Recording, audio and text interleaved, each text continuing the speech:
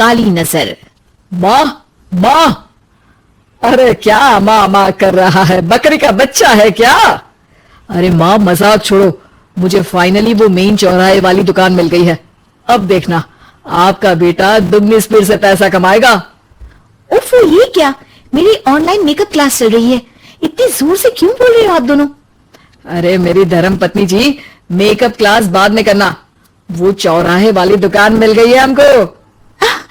अरे वाह, रुको मैं अपनी माँ को फोन लगाकर बता देती हूँ।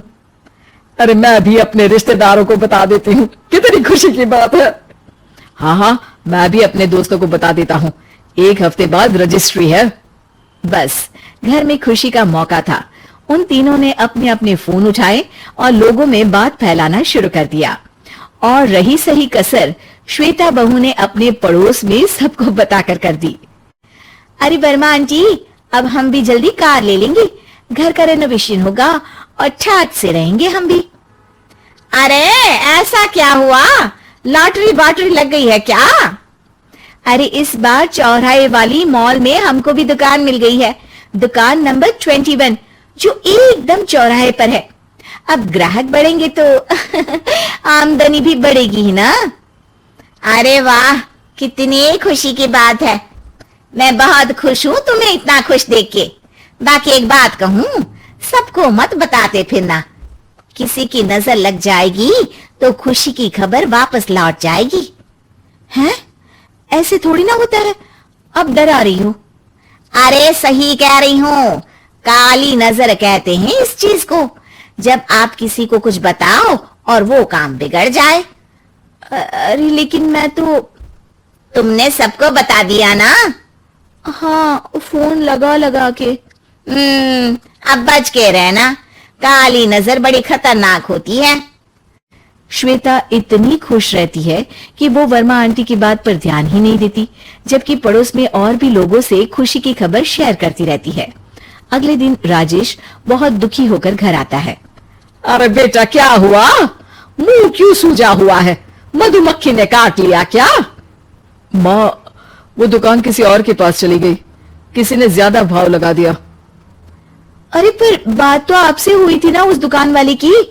हाँ, आज मैं टोकन अमाउंट देने गया था, तब मुझे पता चला कोई आकर सुबह मुझसे पहले ही ज्यादा अमाउंट दे गया। काली नजर। क्या हुआ? क्या कहा? वर्मा आंटी ने समझाया था कि किसी को बताना मत, वरना काली नजर लग जाएगी।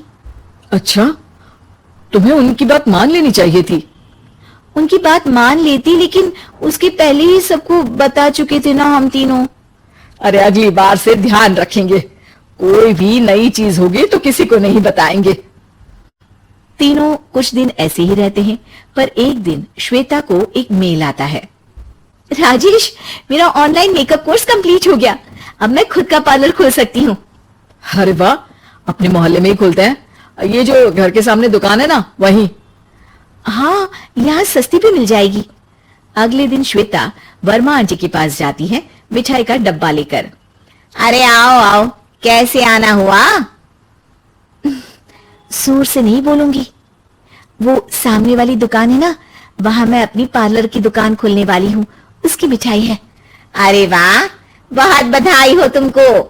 हाँ, मैं कमाने लगूंगी तो राजेश पर पूरे घर का बोझ नहीं रहेगा ना आंटी जी। ये तो है, पर ये बता कि तूने ये बात किसी और को तो नहीं बताई ना? अरे नहीं नहीं, पिछली बार गलती कर दी थी, काली नजर लगी किसी की और राजेश के हाथ से वो दुकान चली गई थी। सबको मत बताना।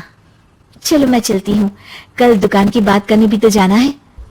अगले दिन श्वेता दुकान के लिए मालिक से बात करने जाती है। अरे लेकिन दुकान तो हम कल रात को ही किसी को दे चुके हैं। कल ही? हाँ, कल ही। 2 दिन बाद कोई यहाँ पार्लर भी खोल लेगा, अब कहीं और दुकान देख लीजिए। अरे पर हमको भी तो पार्लर ही खोलना था। भाई ये एक ही दुकान है, आधी आधी तो नहीं दे सकता ना मैं।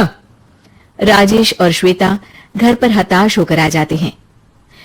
इस बार तो किसी को बताया भी नहीं था, अब किसकी काली नजर लग सकती है? सुनो, तुमने माँ को बताया था क्या? अरे कैसी बात कर रही हो, माँ की नजर थोड़ी ना लगेगी। पक्का तुमने किसी को नहीं बताया था ना? सिर्फ वर्मा आंटी को बताया था। उन्होंने ही मुझे किसी को नहीं बताने को कहा।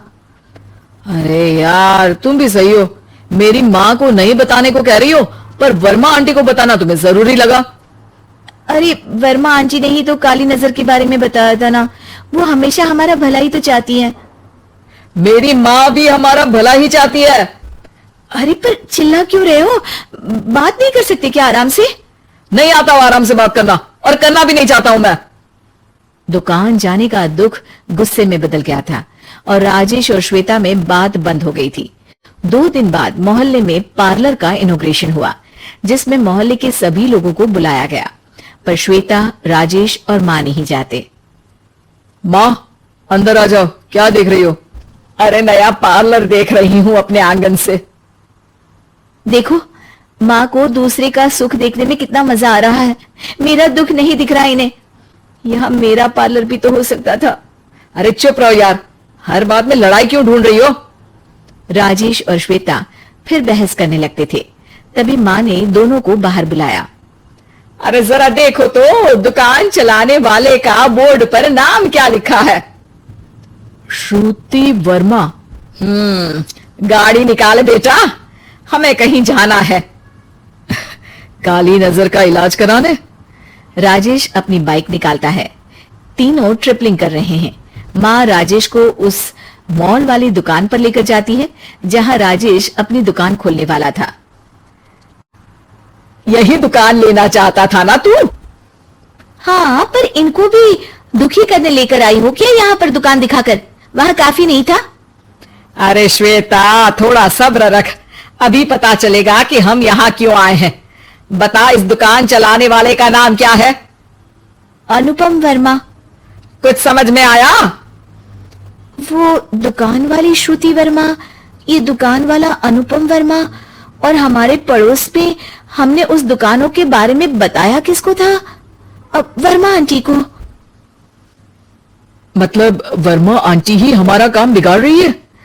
नहीं नहीं, ऐसा नहीं हो सकता, ये बस इत्तेफाक है। राजेश अपना फोन निकालता है और श्रुति वर्मा और अनुपम वर्मा के नाम फेसबुक पर सर्च करता है, जहां ये दोनों ही वर्मा आंटी के रिश्तेदार होते हैं। श्वेता को समझ में आ जाता है कि वर्मा आंटी की ही नजर काली नजर है। अब क्या करना है? कोई भी खुशी की खबर हो तो काली नजर से बचना है, यानी वर्मा आंटी से बचना है। अरे पर मुझे ये समझ में नहीं आया कि वो हमारे साथ ऐसा क्यों करेंगी। अरे बेटा, एक सीख है, दूर के आदमी को आपकी तरक्की से कम परेशानी होगी, पड़ोसी को ज्यादा। दोनों माँ की बात में हामी भरते हैं और अगला काम चुपचाप करने की कसम खाते हैं, ताकि आगे से वर्मा आंटी कोई काम ना बिगाड़ सके।